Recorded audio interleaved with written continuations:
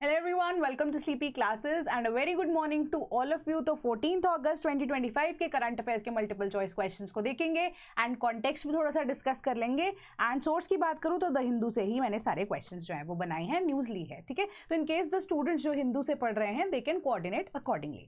सबसे पहले government weeks export promotion plan to soften blow of US tariffs. So अब क्या है, यूएस ने टैरिफ्स लगा दिए 50%, है ना। तब उससे क्या होगा, जो इंडिया एक्सपोर्ट करेगा सामान वो ऑटोमेटिकली यूएसए के अंदर महंगा हो जाएगा, जिसकी इंपोर्ट ड्यूटी जो है वहां के इंपोर्टर को भरनी पड़ेगी। But as a result India के केस में जो हिस्सा में पैसा आएगा वो कम आएगा। सो अब उसके लिए क्या हो रहा है कि कोई अभी चीज सामने तो आ नहीं रही है, कोई डिस्कशन अभी हो नहीं रही है, 50% पे लगा के बस छोड़ दिया है, कुछ नहीं बात हो रही है यहाँ पर, है ना। सो अब इंडिया ने काउंटर मेजर करने के लिए एक चीज और की है, क्योंकि हमारे जो यूनियन बजट है उसके अंदर इस साल जो है export promotion mission automatically announce किया गया था। उसके पीछे का कोई ऐसा कारण नहीं था, वो जस्ट किसके लिए था, प्रमोशन था एमएसएमई के लिए, ठीक है, micro small and medium enterprises के प्रमोशन के लिए था। क्यों? क्योंकि अब जो है मैन्युफैक्चरिंग के ऊपर यहाँ पर सभी चाहते हैं कि बने कंट्री, जैसे हमने लास्ट टाइम डिस्कस किया था कि यूएसए जो है वो अब कंज्यूमर के बजाय वापस से क्या बनना चाहता है, प्रोड्यूसर बनना चाहता है। तो इससे फायदा क्या होगा, कंट्री की वैल्यूएशन जो है करेंसी की वो इंटरनेशनल लेवल पे बेटर होगी। मैन्युफैक्चरिंग यूनिट्स अगर वहाँ पे सेट होंगी तो वहाँ पे एफडीआई भी होगा एंड वहाँ के जो लोकल कंज्यूमर्स हैं या जो लोकल बिजनेसमैन है वो भी इन्वेस्ट करना यहाँ पर चाहेंगे, इकोनॉमी के लिए अच्छा होता है। तो सेम ही पॉलिसी के ऊपर अब इंडिया भी चाहती है कि छोटे छोटे मैन्युफैक्चरर्स जो है वो उनको बढ़ावा दिया जाए ताकि वो खुद से स्टैब्लिश कर सके चीजों का, है ना। सो अब बेसिक यहाँ पर न्यूज में एक्स्ट्रा आपको कुछ भी नहीं दिया गया है, आपको वही रिपीटेड चीजें जो मार्क की है ना मैंने वही लिखी गई हैं। 2 पॉइंटर्स आपको बेसिक बताए गए हैं कि ये एक जॉइंट कोलैबोरेशन है किसकी, 3 मिनिस्ट्रीज की, ठीक है, मिनिस्ट्री ऑफ कॉमर्स, ठीक है, उसके बाद अगर हम देख रहे हैं एमएसएमई, देन फर्दर हमारा जो फाइनेंस मिनिस्ट्री है, 3 मिनिस्ट्रीज का जॉइंट कोलैबोरेशन है। इसके बेसिस पे डिफरेंट स्कीम्स निकाली जाएंगी या निकाली जा भी रही हैं, प्रोडक्शन लिंक इंसेंटिव लगा दिए जाते हैं, जो कुछ भी है ना। उसके अलावा इजी क्रेडिट जो है वो अवेलेबल कराने की बात एमएसएमईज को की जाती है, क्लियरेंसेज इजीली दी जा सके, वो सारी चीजें आपको यहाँ पर बताई गई हैं। नथिंग ऑफ दैट सॉर्ट, एक बार आप अगर अब इसको पढ़ भी लेंगे इतना कोई प्रॉब्लम नहीं है ना। तो बस वही चीजें आपको यहाँ पर बोली गई हैं। एंड सबसे बड़ी बात यही है कि कोई भी व्यक्ति अगर चाहते हो आप इन्वेस्ट करें तो उसका कोई ना कोई इंसेंटिव तो होना चाहिए ना।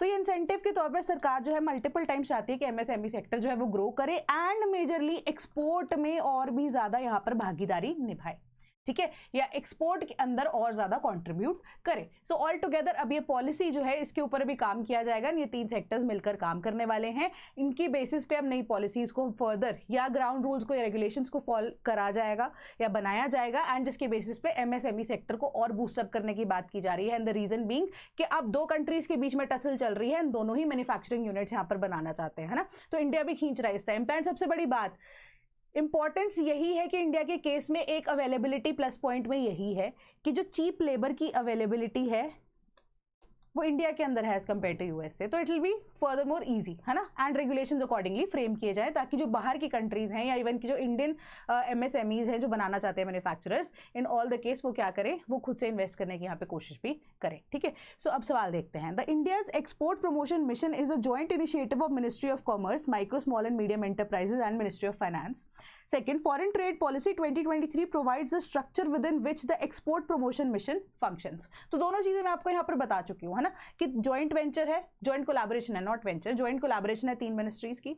फर्स्ट स्टेटमेंट हमारी करेक्ट होगी। सेकंड है कि एक्सपोर्ट को यहाँ पे प्रमोट करना है, तो एक्सपोर्ट मिशन के लिए या आप कह सकते हो प्रमोशन के लिए फॉर एक्सपोर्ट ऐसा मिशन होना चाहिए, उसी के अकॉर्डिंगली फंक्शन करेगी। तो सेकंड स्टेटमेंट भी हमारी करेक्ट हो जाती है, ऑटोमेटिकली हमारा correct answer option number C बन जाता है। डिटेल आंसर जो आप पढ़ सकते हो, बट अभी के लिए मैं इतना बता देती हूँ कि यूनियन बजट के अकॉर्डिंगली 2250 करोड़ इस साल के लिए यहाँ पे सैंक्शन किए गए हैं इस पॉलिसी में, ठीक है। सो अब ये ease of doing business emerging areas के अंदर यहाँ पर टारगेट करेगा। एंड एक और इंपॉर्टेंट चीज यहाँ पे आपको न्यूज में बताई गई थी कि कोई भी ऐसा सेक्टर जैसे टेक्सटाइल सेक्टर हो गया हमारा, है ना, वो बहुत ज्यादा यहाँ पर सफर करेगा यूएसए की वजह से, टैरिफ पॉलिसी की वजह से। तो उन सारे सेक्टर्स को जो कि यहाँ पर अब क्या करने वाले हैं, सफर करने वाले हैं, वहीं पे ही अभी सरकार फोकस लगाना चाहती है कि उनको कैसे कॉम्पनसेट किया जा सके इन केस यूएसए के साथ हमारा एक्सपोर्ट जो है 50% वाली टैरिफ पॉलिसी पे ही अगर एग्जिस्ट करता है तो नुकसान किसी को भी ना हो। सो नेक्स्ट, अब Chhattisgarh government cuts thousands of forest rights title. सबसे पहले आपको पता होना चाहिए कि फॉरेस्ट राइट्स होते क्या हैं। फॉरेस्ट राइट्स होते हैं फॉर फॉरेस्ट डिवेलर्स, ठीक है, प्लस जो हमारे शेड्यूल्ड ट्राइब्स होते हैं। तो अब दोनों का क्या है कि दोनों के दोनों क्या होते हैं, इनको एक सर्टिफिकेशन चाहिए होती है। सर्टिफिकेशन भी क्या कि एटलीस्ट आपके पास एक प्रमाण पत्र है कि आप या तो एसटी हैं या आप एक फॉरेस्ट डिवेलर है। उसके साथ फायदा क्या आता है आपके पास कि आप फॉरेस्ट के रिसोर्सेज को यूज कर सकते हो, ठीक है, with in a prescribe limit आप उसको यूज कर सकते हो। ठीक है। सो इससे क्या होता है कि आप फॉरेस्ट का लैंड यूज कर रहे हो, फॉरेस्ट के वुड को काट भी सकते हो, अदरवाइज कोई नॉर्मल व्यक्ति, मेरे जैसे व्यक्ति अगर फॉरेस्ट एरिया में घुस भी नहीं सकता विदाउट परमिशन, अगर स्पेसिफिकली वो एसटी एरियाज हो या फॉरेस्ट ड्वेलर्स का एरिया हो, है ना, या अगर मैं फॉरेस्ट एरिया में जाके पेड़ काटूंगी मुझ पर तो केस हो जाएगा, बट कोई फॉरेस्ट ड्वेलर या एसटी ऐसा काम करते हैं उनके ऊपर केस नहीं होगा। ठीक है, इन केस अगर ऐसा कुछ होता भी है कि वो मतलब कुछ ऊंच नीच हो जाती है इन दैट सिचुएशन, कि अगर वो कोई भी ऐसे ब्लैक मार्केटिंग वाली सिचुएशन हो तो वो तो अलग है, but for their own consumption and subsistence वो यूज कर सकते हैं उनको। ठीक है, सो एक प्रोवाइजो हर एक सिचुएशन में रहता है कि वो बिजनेस जो है उस बेसिस पे कंडक्ट कर सकते हैं, बट उसके लिए इनको यहाँ पे ब्लैक मार्केटिंग वाला सिचुएशन, इलीगल मीन्स को चूज नहीं करना होता। सो अब ये ऑल टुगेदर यहाँ पे इंडिविजुअल राइट्स की भी बात भी करता है एंड कम्युनिटी राइट्स की भी बात करता है। एंड सबसे बड़ी बात यहाँ पर यही होती है कि यही फॉरेस्ट ड्वेलर्स एंड एसटीज के ऊपर एक जिम्मा ये भी होता है कि इनकी ग्राम सभा जो होती है, जिसको हम पंचायत भी बोलते हैं, ठीक है, इनकी ग्राम सभा के पास थोड़ी सी एक्सेसिव पावर यहाँ पे यही है कि जो भी स्कीम्स एंड पॉलिसीज की इंप्लीमेंटेशन होती है वो ग्राम सभा चेक में रख सकती है। ठीक है, सो ग्राम सभा के पास थोड़ी एग्जिस्ट मतलब करती है पावर एक्स्ट्रा। ठीक है, इन दैट सिचुएशन तो अब जितने भी फॉरेस्ट की आप कह सकते हो कि इन्वायरमेंट की कंजर्वेशन होती है या फॉरेस्ट में कोई भी ऐसी चीज़ ना हो जाए जिसकी वजह से आप कह सकते हो कि इकोलॉजिकल बैलेंस जो है वो हैम्पर हो सके, तो ये सारी चीज़ों के लिए यहाँ पर आपको ग्राम सभा की इन्फॉर्मेशन के थ्रू ही पास आउट करना पड़ता है। एंड हमारे पास फॉरेस्ट राइट एक्ट 2006 का भी इसके लिए एग्जिस्ट करता है। ठीक है, बाकी उन्होंने यहाँ पे न्यूज़ में आपको यही बोला कि जो हमारे छत्तीसगढ़ है वहाँ पे जो फॉरेस्ट टाइटल्स है वो रिपीटेडली जो दिए जा रहे थे उसमें देखने को गिरावट मिल रही है बहुत सारी जगहों पे। ठीक है, बट जो अब सपोज कीजिए कि कोई 100 की अगर लिमिट थी वो एकदम से 20 हो गई, एंड गवर्नमेंट यहाँ पर क्या इसका जवाब दे रही है कि जो 80 का डिफरेंस आ रहा था ना वो इस वजह से था क्योंकि इन मिस इन्फॉर्मेशन हमको दी गई थी एंड कोई ऐसी सिचुएशन एग्जिस्ट ही नहीं करती थी, ऐसे लोग एग्जिस्ट ही नहीं करते थे, हमने तो फॉरेस्ट टाइटल ऐसे ही ले लिए।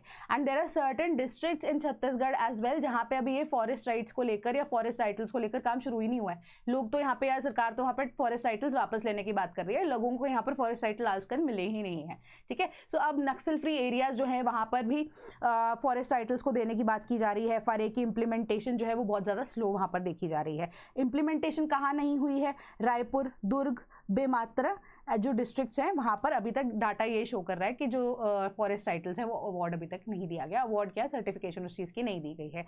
ठीक है, कि 43% ऑफ द फॉरेस्ट एरिया जो है छत्तीसगढ़ अकाउंट करता है of the forest area with which forest right cycle titles have been granted according to which. ठीक है, सो अब इसके अकॉर्डिंगली यहाँ पे क्या करना चाहिए सरकार को, वापस से रीअसेस करने की सिचुएशन है, बट अब वही है कि state government will never agree कि उनकी तरफ से कोई गलती हुई है। तो अब एक्टिविस्ट जो हैं they are keeping it in mind कि ऐसी दोबारा कोई गलती ना हो कि किसी का राइट यहाँ पर खत्म ना किया जाए अननेसेसरली। देन सवाल यही है, forest rights contain individual rights only. Second, gram sabha enjoys more power under FRA 2006 as compare to other gram sabhas in non ST states. Which of the statements above is are correct? तो इसका करेक्ट आंसर बनता है option number B, only 2। ठीक है, एक तो पहली बात ये ओनली वर्ड आ जाता है तो एक्सट्रीम स्टेटमेंट्स है। मोस्टली 90% केसेस में एक्सट्रीम स्टेटमेंट्स करेक्ट नहीं होती, इनकरेक्ट होती हैं। ठीक है, मैंने आपको बोला कि इंडिविजुअल राइट्स के साथ साथ ये कम्युनिटी राइट्स की भी यहाँ पे बात करता है। ठीक है, तभी तो जो ट्राइबल लोग हैं वे कम्युनिटी बनाकर वहाँ पर रह सकते हैं, रिसोर्सेज को यूज कर सकते हैं, है ना। सो उसके अकॉर्डिंगली कम्युनिटी राइट्स की भी यहाँ पे बात करता है, इंडिविजुअल राइट्स के अलावा भी। सो फर्स्ट स्टेटमेंट हमारी इनकरेक्ट हो जाती है। सेकेंड, अब ग्राम सभा की पावर तो मैंने आपको यही बता दिया ना, अब क्या है इन डिटेल थोड़ा सा ग्राम सभा का यहाँ पर डिस्कस कर लेते हैं। Act further enjoy upon Gram Sabha rights holders the responsibility of conservation and protection of biodiversity, wildlife, forest, adjoining catchment areas, water resources and other ecologically sensitive areas as well। तो ये ग्राम सभा के पास responsibility है कि इन सबको यहाँ पर क्या करना है, बचा के रखना है, प्रिजर्व करके रखना है, as well as the areas as to stop any destructive practices of affecting these resources or cultural and natural heritage of the tribals। and natural heritage of the tribals को भी आपको यहाँ पर रोकना है, मतलब सॉरी जो अगर कोई भी डिस्ट्रक्शन होती है सॉरी उसको भी रोकना है। ठीक है, एंड नेचुरल रिसोर्सेज को भी प्रिजर्व करके रखना है, अपने कल्चर को भी प्रिजर्व करके रखना है। ग्राम सभा के पास ये पावर यहाँ पर दी गई है। एंड ग्राम सभा जो है वो एक हाईली एम्पावर्ड बॉडी है अंडर दिस एक्ट, जो एनेबल कर रही है ट्राइबल पॉपुलेशन को कि वो एक डिसाइसिव से रखे। डिसीजन ग्राम सभा का बहुत इंपॉर्टेंट है in the determination of local policies and schemes impacting them. ठीक है, और ये सारी इंफॉर्मेशन जो है मिनिस्ट्री ऑफ ट्राइबल अफेयर्स के जो साइट है, वेबसाइट है, वहीं से ही ली गई है। ठीक है, so it is very much authentic. So objectives आपको एक्स्ट्रा बताए गए हैं, पढ़ सकते हैं later on. Then India's first private constellation of earth observation satellites under public private partnership model to be setup. अब इन स्पेस है हमारे पास प्लस पिक्सल स्पेस इंडिया, ये दो कंपनीज हैं यहाँ पर, ये काम करेंगी किसके लिए, अर्थ ऑब्जर्वेशन सैटेलाइट्स बनाने के लिए। 1200 करोड़ का ये प्रोजेक्ट है and a total of 12 earth observation satellites जो है इसको लॉन्च किया जाएगा इन द कमिंग 5 years, ठीक है। एंड इसके बेसिस पे क्या होगा, अब कोई भी डिपेंडेंस इंडिया की होती है, ठीक है, विद रिस्पेक्ट टू किसी और कंट्री की सैटेलाइट, जैसे हमने बोला था कि बहुत सारी चीज़ों में यूएसए की सैटेलाइट पर डिपेंडेंट है इंडिया, है ना, तो यूएसए में भी मना कर दिया। कल को क्या रिलेशन किसी के साथ सही रहते हैं क्या खराब रहते हैं, कि खुद के या सेल्फ रिलायंस यहाँ पर बहुत ज़्यादा ज़रूरी है। सो एज अ रिजल्ट ये जो सैटेलाइट्स है, एक तो इंडिया को खुद की यहाँ पर डिपेंडेंस देगा, सेकेंडली कोई भी climate change monitoring, disaster management, agricultural and marine surveillance, national security, urban planning के लिए भी हमें हेल्प करेगा। सो अभी जो सैटेलाइट्स है वो हाई क्वालिटी जियो स्पेशल इंटेलिजेंस के द्वारा यहाँ पर आप कह सकते हो बनाई जाएगी, कि जियो स्पेशल आप कह सकते हो कि एआई का यहाँ पर यूज किया जाएगा, प्लस जो जियो स्पेशल इमेजेस हैं, ठीक है, कि इन पूरे वर्ल्ड की आप कह सकते हो ग्लोब की या इंडिया को स्पेशली जब ये मॉनिटर करेंगी सैटेलाइट्स, तो ये जियो स्पेशल हमारे पास इमेजेस यहाँ पर भेजेंगी, ठीक है।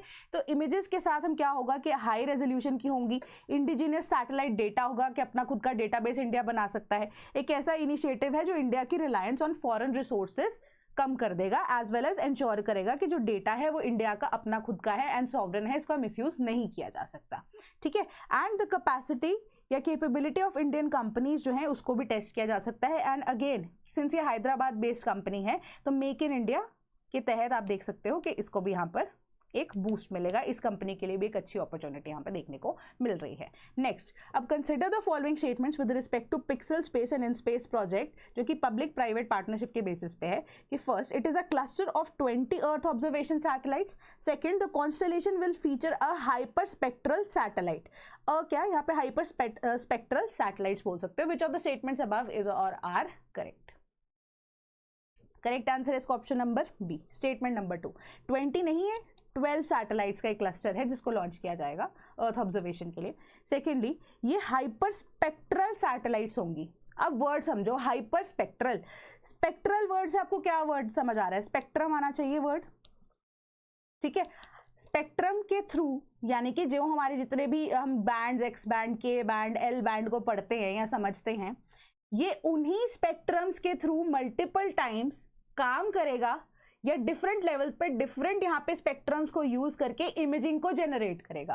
तभी बोला कि हाई रेजोल्यूशन जो हमारे पास इमेजेस हैं वही बनाई जाएंगी या वही इसके द्वारा सेंड की जाएंगी। तो ये हाइपर स्पेक्ट्रल सैटेलाइट्स होंगी, डिफरेंट स्पेक्ट्रम्स को यूज करते हुए ये हमें इमेजेस भेजेंगी ताकि इंडिया जो है फर्दर एक्शन ले सके अपनी पॉलिसी मेकिंग के लिए या नेशनल सिक्योरिटी के लिए या whatever may be the reason, ठीक है। तो करेक्ट आंसर इसका क्या बनता है, option number B. Detailed answer जो है मैं आपको डाल दूंगी यहाँ पे, जब पीडीएफ अपडेट करके भेजूंगी ना टेलीग्राम ग्रुप पे, तब आप देख सकते हो, ठीक है। Then US briefly deploys 2 warships to disputed after China ships collide. तो अब यहाँ पे ना साउथ चाइना सी की बात हो रही है, ठीक है। साउथ चाइना सी के अंदर क्या हुआ कि रिसेंटली कि यूएसएस हिगिंस एक guided missile destroyer and USS Cincinnati एक लिटोरल कॉम्बैट शिप, इनको आप कह सकते हो चाइनीज नेवी ने ना गिरा दिया था, ठीक है।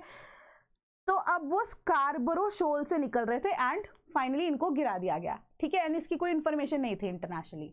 अब उसके बाद क्या होता है कि freedom of navigation and overflight in the South China Sea for years to challenge China's restriction and demand for entry notification in virtually the entire stretch of the disputed waters as it claims। तो US navy का ये मानना है यहाँ पर कि हमारे पास तो राइट टू ऐसे मूवमेंट है, यहाँ पर फ्रीली हम मूव कर सकते हैं, ऐसा कुछ नहीं है। एंड सबसे बड़ी बात कि इसके बारे में इंफॉर्मेशन किसी को भी नहीं थी, किसी कंट्री को भी नहीं थी, नॉट इवन फिलीपींस जो कि पड़ोसी देश है, साउथ चाइना सी को बॉर्डर कर रहा है ना। तो वहां पर क्या है ऐसा, तो स्कारबरो शोल के थ्रू बोला गया कि एक ऐसा एरिया है जो कि बहुत ज़्यादा रफ पैच है एंड आउटर क्रॉपिंग्स जो है साउथ चाइना सी के अंडर यहाँ पे फॉल करता है। तो वियतनाम, मलेशिया, ब्रुनेई, ताइवान जो है वो ओवरलैपिंग यहाँ पर क्लेम्स रखते हैं इन कंटेस्टेड वाटर्स के ऊपर। तो ये वाला जो हमारे पास आप कह सकते हो स्कारबरो शोल जो है ना, वहाँ पे टाइम एंड अगेन बहुत सारे नेशंस जो कि बॉर्डरिंग नेशंस है, सबने अपना अपना बोला कि हमारा तो टेरिटोरियल वाटर के अंदर ये एग्जिस्ट करता है, ठीक है। सो उसी के अकॉर्डिंगली अब क्या होता है कि यूएसए जो है अपना वहां पे शिप भेज देता है and that is in response to Philippines. Response भी क्या, फिलीपींस की तरफ से एक रिक्वेस्ट आई थी यूएसए के लिए, या यूएसए की की तरफ से। क्यों? क्योंकि अब फिलीपींस एंड यूएसए का जो रिलेशन है ना वो बहुत टाइम से बहुत अच्छा चल रहा है। तो आप कह सकते हो कि साउथ चाइना सी वाले रीजन में द ओनली नेशन जो कि एक एलाय है of USA that is Philippines. तो उन्होंने क्या किया, अब एक वेसल भेज दी एंड फिलीपींस के लिए, एंड स्पेसिफिकली क्या होगा कि अब मॉनिटरिंग के लिए, एंड ओवरऑल अगर हम देखें वहां पे ऑयल रिजर्व्स भी देखी जा रही हैं या पाई जा रही हैं, तो स्पेसिफिकली इकोनॉमिक वैल्यू जुड़ जाती है। ऐसे तो है नहीं कि यूएसए अब दोस्ती के बल पे फिलीपींस की हेल्प करेगा, तो इकोनॉमिक वैल्यू जब तक यूएसए को कहीं नहीं दिखती, या इवन किसी भी नेशन को नहीं दिखती, तब तक वो कोई भी ऐसा एक्शन नहीं लेता। तो उन्होंने अपना एक शिप वहां पर भेज दिया फर्दर।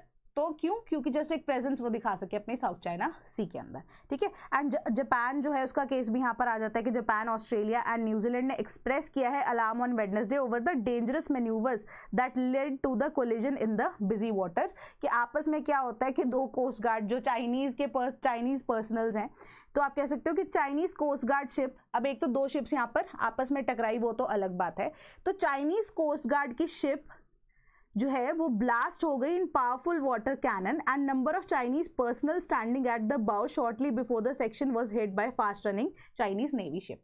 तो navy ship and coast guard ship ये आपस में टकराई भी, ठीक है। एक तो ये इंसिडेंट हुआ, दूसरी हिगिंस एंड सिंसिनाटी वाला दूसरा इंसिडेंट हुआ कि नेवी एंड कोस्ट गार्ड की शिप आपस में टकरा जाती है, बट लकीली नोबडी डाइड, ऐसा कुछ भी नहीं हुआ। But Japan, Australia and New Zealand ने इसके ऊपर अपना थोड़ा सा रोष प्रकट किया है कि दिस इज तो नॉट डन, कि ऐसी चीज कैसे हो सकती है ऐसे वाटर्स के अंदर, कि you need to be responsible. And उसके बाद अब क्या हो रहा है कि यूएसए ने डिप्लॉय कर दिया ब्रीफली 2 वॉरशिप्स को to disputed China Sea, South China Sea, and इसके बाद क्योंकि अब जो चाइनीज शिप्स है जब वो कोलाइड हुई उसके बाद से, ठीक है, कि अब मतलब एक तरह से मिलिट्री प्रेजेंस के लिए, इसके अलावा इतना कुछ यहाँ पे नहीं है। तो अब क्वेश्चन क्या है, which of the following countries does not border the South China Sea? Malaysia, Brunei, Indonesia and Japan. Simple सा क्वेश्चन है, इसका correct answer option number D, that is Japan, ठीक है। साउथ चाइना सी जो है bordered by China, Taiwan, Philippines, Malaysia, Brunei, Indonesia and Vietnam. Strategically important area है क्योंकि Indian and Pacific ocean को ये कनेक्ट करता है, and significant biodiversity, fisheries and potential oil and gas reserve यहाँ पर देखे गए हैं, इसीलिए ये इंपॉर्टेंट है, ठीक है।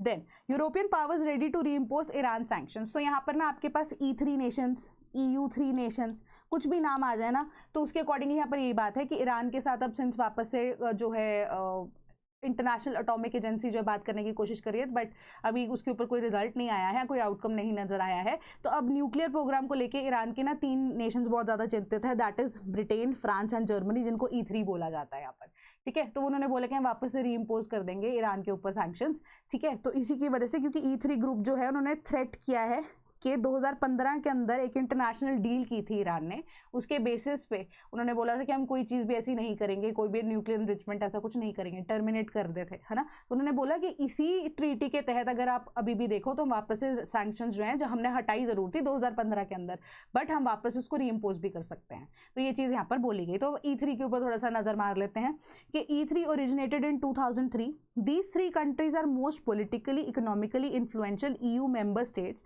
with the largest populations. Which of the statements above is or are correct? Correct answer है ऑप्शन नंबर सी, दोनों की दोनों स्टेटमेंट्स करेक्ट है यहाँ पर। कैसे? EU3 also known as EU big 3, EU त्रिमवार्ते या EU ट्रायो या simply E3, France, Germany, Italy, ये 3 लार्ज कंट्रीज को यहाँ पे बात करता है, ठीक है। इटली नहीं आता है यहाँ पर, वैसे ब्रिटेन आता है, ठीक है। तो ये गलत यहाँ पर टाइप हो गया, फ्रांस, जर्मनी एंड इटली की एंड ब्रिटेन की बात होती है।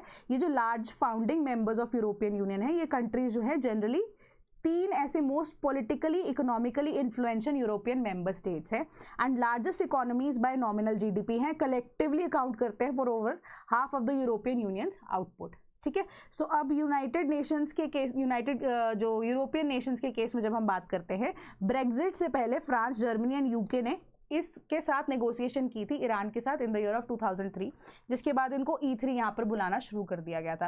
एंड उसके बाद फाइनली 2003 के अंदर फ्रांस, जर्मनी और UK ने नेगोशिएशंस का अटेम्प्ट ट्राई किया था, एंड उसकी वजह से फाइनली क्या होता है कि एक पेरिस एग्रीमेंट होता है। Paris agreement not with respect to that, Paris agreement की यहाँ पर बात हो रही है विद रिस्पेक्ट टू 2004, ठीक है। तो इसके अकॉर्डिंगली ईरान ने यहाँ एग्री किया था कि हम टेम्पररीली सस्पेंड कर देंगे हर तरह की uranium enrichment and reprocessing activities including those of those centrifugation या सेंट्रीफ्यूगल जो है चीज़ें वो भी करना बंद कर देंगे, न्यूक्लियर एनरिचमेंट भी यहाँ पे किस तरीके से बंद कर देंगे। देन हाउ ST/SC स्कॉलरशिप्स भी एक्सपैंडेड। तो यहाँ पर ना आपको 2-3 चीज़ें मैं आपको बताती हूँ कि अभी के लिए SC और ST जो स्कॉलरशिप्स चल रही है ना वो प्री और पोस्ट मैट्रिक जो सब्जेक्ट्स है, सब्जेक्ट्स भी क्या, प्री एंड पोस्ट मैट्रिक यानी कि 10th से पहले, before 10th pre and post matric after 10th वाले या 12th वाली जो सिचुएशन है उनके लिए चल रही हैं। सो इन दैट सिचुएशन अगर हम देखें तो यहाँ पे सेंट्रल गवर्नमेंट और स्टेट गवर्नमेंट आपस में शेयरिंग में काम करती है। नॉर्मल स्टेट्स में 60-40 का रेशो होता है, यूनियन टेरिटरीज के अंदर अगर आप देखें तो 100% जो है वो सेंट्रल गवर्नमेंट देती है। नॉर्थ ईस्टर्न स्टेट्स की बात करें या जब हम बात कर रहे हैं विद रिस्पेक्ट टू JNK तो 90-10 वाली सिचुएशन होती है। ठीक है, JNK एंड लद्दाख की जब हम बात कर रहे हैं तो यूटीज है दोनों इसी वजह से। ठीक है, सो जहाँ जहाँ पे भी अब यहाँ पर SCs and ST students exist करते हैं तो उसके अकॉर्डिंगली यहाँ पे बोला गया कि अभी जो ये प्री एंड पोस्ट स्कॉलरशिप्स जो है ना वो सिर्फ और सिर्फ उन बच्चों को SC/STs को दी जा रही है जिनकी पेरेंट्स की ईयरली इनकम जो है 2.5 लाख रुपीस है। ठीक है, तो इनिशियली तो ये बहुत हेल्पफुल था प्रोग्राम, बट धीरे धीरे देख रहे हैं कि इसकी वजह से ना एनरोलमेंट रेशो अगेन कम हो रहा है, कि यानी कि जो ये स्कॉलरशिप लेने वाले बच्चे हैं उनका जो नंबर है वो कम होता जा रहा है। तो अब जो सरकार ये चाहती है कि ये जो 2.5 लाख का हमने बार लगाया है इसको एक्सटेंड करके हम क्यों ना 4.5 लाख कर दें, कि ईयरली इनकम जो है पेरेंट्स की वो एटलीस्ट 4.5 लाख हो जाए। तो इससे क्या हो रहा है कि अगर कम एनरोलमेंट हो रही है अभी तो इससे क्या होगा कि ज़्यादा बच्चों को अपॉर्चुनिटी मिलेगी, सिंस हम बार को यहाँ पर रेज कर रहे हैं। इनिशियली उन्होंने प्लान किया था कि इसको डबल करके 5 लाख कर दिया जाए, बट अब बोला ये जा रहा है कि ये 4.5 लाख पर भी यहाँ पर रखा जाएगा। That's it. इसके अंदर आपको यहाँ पर एक्स्ट्रा कुछ नहीं है, एक बार लाइट रीडिंग दे देना, बट और यहाँ पर कुछ नहीं है। कुछ सिंपल चीज़ें यहाँ पे ये बोली कि प्री मैट्रिक वाली जो हमारे पास स्कॉलरशिप स्कीम है उसमें सिर्फ और सिर्फ 9th और 10th के बच्चे ही क्यों एक्सक्लूडेड हैं। ठीक है, बाकी यहाँ पर बच्चे क्यों नहीं है कि 5th क्लास से 5th क्लास ऑनवर्ड्स जो है प्री मैट्रिक स्कॉलरशिप देना शुरू करो। एक तो वहाँ से आप उस तरीके से बच्चों को अट्रैक्ट करोगे, ठीक है, कि 5th क्लास ऑनवर्ड्स या 5th स्टैंडर्ड ऑनवर्ड्स, या फिर आप कह सकते हो कि या जो पेरेंट्स हैं उनकी सैलरी वाइज भी अगर इंक्रीज करो तो इस वजह से एनरोलमेंट रेशियो बेटर हो सकता है। बाकी इसके अलावा नंबर्स हैं इसके अंदर, एक बार इसको लाइट रीडिंग आप दे सकते हैं। सवाल देखते हैं। The pre and post matric scholarship program for SC and ST students is a centrally sectored scheme. Second, the parental income currently required for pre and post matric scholarship is ₹2.5 lakh annually. तो जब मैंने आपको यहाँ पर sharing की बात की है, ऑटोमेटिकली ये शेयरिंग वाली बात मैंने आपको बता दी है, तो यहाँ पे सेंट्रली सेक्टर्ड स्कीम तो नहीं हो सकती, ये सेंट्रली स्पॉन्सर्ड स्कीम है। फर्स्ट स्टेटमेंट इनकरेक्ट है। दूसरी स्टेटमेंट है अभी के लिए करंटली 2.5 लाख रुपीस एनुअली है, ये चीज़ मैंने आपको डिस्कस कर दी, जिसको फर्दर बढ़ा के 4.5 लाख रुपीस करना है। एंड इनिशियली प्लान था कि 5 लाख हो, बट फाइनली माना जा रहा है कि 4.5 लाख ही हो। ठीक है, सो अब सेकंड स्टेटमेंट हमारी करेक्ट हो जाती है, करेक्ट आंसर ऑप्शन नंबर 20 का बनता है। Then supreme court issues notice to centre on plea for creamy layer like system in SC/ST reservation. तो यहाँ पर ना आपको ये चीज़ बोली गई है, ओवरव्यू सा दे देती हूँ, कि SC एंड ST की जो अभी रिजर्वेशन होती है, ठीक है, वो किस बेसिस पे होती है कि जस्ट बिलोंग, क्योंकि आप जस्ट बिलोंग करते हो SC एंड ST को, ठीक है, जो कि मेंशन्ड है हमारे कॉन्स्टिट्यूशन ऑफ इंडिया के अंदर। अब उन्होंने यही चीज़ बोली कि SC/ST में कुछ ऐसी कैटेगरीज भी एग्जिस्ट करती हैं जो कि इकोनॉमिकली बहुत ज़्यादा वेल ऑफ है। ठीक है, तो उन्होंने यहाँ पर प्रपोज किया कि जैसे अब हम क्रीमी लेयर वाला सिस्टम EWS के अंदर करते हैं इकोनॉमिकली, अब जो हम बोलते हैं कि वीकर सेक्शंस हैं, ठीक है, या हम OBC के केस में क्या करते हैं कि हम creamy layer and non creamy layer देखते हैं, कि उसके अंदर भी हमने 2 बाइफर्केशंस की हुई हैं। कि एक लिमिट हमने लगा दी है कि किसके पास कितनी लैंड है या कितनी प्रॉपर्टी है, उसकी कितनी इनकम है, उसी के अकॉर्डिंगली रिजर्वेशन जो हमने डिसाइड कर ली है ना, कि क्यों ना हम यही same cheese SC and ST के लिए कर सके, कि हम डिवाइड करें SC एंड ST की रिजर्वेशन को इनटू 2 पार्ट। ठीक है, सबसे पहली चीज़ उन्होंने ये बोली कि या तो आप इकोनॉमिक बेसिस को यहाँ पर इंक्लूड करो, कि इकोनॉमिक बेसिस पे जिनके पास कम पैसा है, जो इकोनॉमिकली एक्चुअली में यहाँ पर लैक कर रहे हैं इन लाइफ, ठीक है, तो इस वजह से उनको पहले प्रेफरेंस दी जा सके as compare to the creamy layer जो कि इन SCs एंड STs के अंदर एग्जिस्ट करती है। क्योंकि there are certain areas, suppose STs की अगर हम बात करें, देर आर सर्टन एरियाज जहाँ पे अब बिजनेसेस के थ्रू, चाहे लंबरिंग का बिजनेस हो या इवन सर्टन एरियाज में जहाँ पे माइनिंग भी कंडक्ट कराई जाती है, वहाँ पे अगर STs एग्जिस्ट करते हैं तो वो बहुत ज़्यादा वेल ऑफ है, सरकार का ये कहना था। तो हम क्यों ऐसी सिचुएशन में जो लोग एक्चुअली में जो रिजर्वेशन यहाँ पे डिजर्व करते हैं, क्यों ना उनके लिए काम करें, या उनके बेनिफिट के लिए क्यों ना हम काम करें। तो सुप्रीम कोर्ट ने यहाँ पे नोटिस दिया सेंट्रल गवर्नमेंट को कि इसके ऊपर सुना जाएगा कि एक्चुअली में क्या सही है क्या नहीं है, ठीक है, कि इस मैटर को थोड़ा सा सेंसिटिवली डील करना पड़ेगा, सिंस लाइवलीहुड एंड फर्दर हमारे कॉन्स्टिट्यूशनल राइट्स किस हिसाब से हमें अलाउ करते हैं उस चीज़ के ऊपर, या कम्युनिटी के ऊपर इसका ज़्यादा इंपैक्ट ना पड़े, ठीक है। सो इस चीज़ के बेसिस पर भी डिसीजन जो है वो होगा। सवाल देखते हैं। The 104th constitutional amendment act extended the reservation of seats for SC and ST till 2030। अभी ऑफ वर्ड आ गया था तो आप मुझे ईयर बता देना, वैसे मैंने ईयर हटा दिया था यहाँ से, ठीक है। Second, Mandal commission case establish 50% ceiling limit for the reservations in India, ठीक है। Which of the statements above is और आर करेक्ट। तो इसका करेक्ट आंसर क्या है हमारे पास, दोनों की दोनों स्टेटमेंट्स यहाँ पर करेक्ट है, ऑप्शन नंबर सी। तो अब मेरा सवाल आपसे ये है, बिल्कुल सिंपल सा सवाल है कि ये जो हमारे पास मंडल कमीशन केस है जहाँ पे 50% सीलिंग लिमिट यहाँ पे आपको दी गई है, वो उसका केस का क्या नाम है, ठीक है। वर्सेस यूनियन ऑफ इंडिया आता है एंड में, फर्स्ट नेम मुझे बता दो। दो यहाँ पर नाम, मतलब दो क्या, एक ही नाम है, एक नाम आएगा एक सरनेम आएगा, ठीक है। मुझे नाम बता देना वो कौन सा है। सो अब आपका इसका correct answer option number C बनता है। देन आपका अब होमवर्क वाला काम आ गया कि इसको आप एक बार लाइट रीडिंग दोगे कि जयशंकर मॉस्को जाएंगे and Wang Yi to reach New Delhi, ठीक है। सो अब इसके बेसिस पे आपको देखना पड़ेगा कि India China and India Russia relations कैसे है। देन आरबीआई प्रिस्क्राइब कर रहा है 7 sutras for AI adoption in financial sectors. बिल्कुल ही लेमैन लैंग्वेज में आपको ये इन्फॉर्मेशन दी गई है, ठीक है। लाइट रीडिंग देना, कुछ इसमें एक्स्ट्रा बहुत सारी चीज़ें ऐसे नहीं बता दी गई हैं, एक बार पढ़ लोगे आप बोलोगे इतना ज़्यादा कुछ था भी नहीं इसके अंदर, इतना ज़्यादा क्या कुछ भी नहीं था, 1% इन्फॉर्मेशन है। Many reject plastic treaty draft that omits curbs on production. तो अब आपको हेडलाइन से पता लग गया होगा कि बहुत सारी ऐसी कंट्रीज हैं जिन्होंने बोला है कि हमने प्रोडक्शन बैन नहीं करनी है, हम प्लास्टिक्स का यूज़ करेंगे, ठीक है। बट बाय द वे अगर हम इंडिया का स्टांस यहाँ पे देखें तो वो प्लास्टिक ट्रीटी के मतलब यहाँ पर फॉर खड़े थे या सपोर्ट किया था उन्होंने कि प्लास्टिक्स की ट्रीटी इंटरनेशनली जो कि बाइंडिंग है वो होनी चाहिए थी। टाइम एंड अगेन हमने यहाँ पर पढ़ लिया था बहुत सारी चीज़ों को, तो अब एक बार इसको लाइट रीडिंग दे सकते हो। Then 1950 quake that broke mountains is a portent of things to come. इसमें आप नोट्स बना सकते हो, क्यों, क्योंकि इसमें बहुत सारे ना आपको एग्जाम्पल्स दिए हैं, तो ये एग्जाम्पल्स आपको हेल्प करेंगे कि टाइम एंड अगेन अगर हमारे पास नेचुरल डिजास्टर्स या डिजास्टर मैनेजमेंट से रिलेटेड कोई भी सवाल अगर 2025 या 26 के प्री में आ जाता है तो वहाँ पे अर्थक्वेक से रिलेटेड जो सिस्मिक एक्टिविटीज़ हैं उसके एग्जाम्पल्स आप कोट कर पाओगे, अदरवाइज इसके अलावा कुछ यहाँ पर पढ़ने वाला नहीं है। तो सिर्फ और सिर्फ आप कह सकते हो कि रट्टा मारने वाला ये करंट अफेयर है एंड इन्फॉर्मेशन आप ले सकते हो इसके थ्रू, अदरवाइज इसमें भी इतना कुछ इंपॉर्टेंट नहीं है, सिर्फ रट्टा आपको करना है, रट्टा मारना बहुत ज़रूरी है, बहुत सारी चीज़ें आपको समझनी पड़ेंगी। Then we have a special offer for you since it's Independence Day tomorrow, plus हमारा जो स्लीपी क्लासेस है वो भी इंडिपेंडेंस डे पे ही हमने 8 साल पहले जो है ये कंपनी शुरू की थी। So it is the 8th anniversary of sleepy classes. तो 15 + 8 ऑल टुगेदर 23% डिस्काउंट मिल रहा है आपको ऑन ऑल द कोर्सेज, ठीक है। वैलिडिटी की अगर मैं बात करूँ तो ये आपका 12th से 16th अगस्त के बीच में वैलिड रहेगा एंड कोड क्या है, स्लीपी GR8 या स्लीपी ग्रेड जैसे हम बोलते हैं, बट आप 8 वाला 8 देखना, ठीक है। सो हर कोई भी कोर्स अगर आप यहाँ पर परचेज करते हो 23% डिस्काउंट आपको उसके ऊपर मिलेगा। तो कोई भी क्वेरी होती है तो आपके पास नंबर तो ऑटोमेटिकली है या ईमेल है, एंड इसके अलावा कमेंट बॉक्स तो एग्जिस्ट करता ही है, ठीक है। सो हमारे पास अगर आपको बैचेस की इंक्वायरी करनी है with respect to foundation batches for 2026 for general studies as well as अगर कोई टेस्ट सीरीज से रिलेटेड कोर्स को चेकआउट करना है तो लिंक डिस्क्रिप्शन बॉक्स में मिल जाएगा। So that is all from my side today, thank you so much.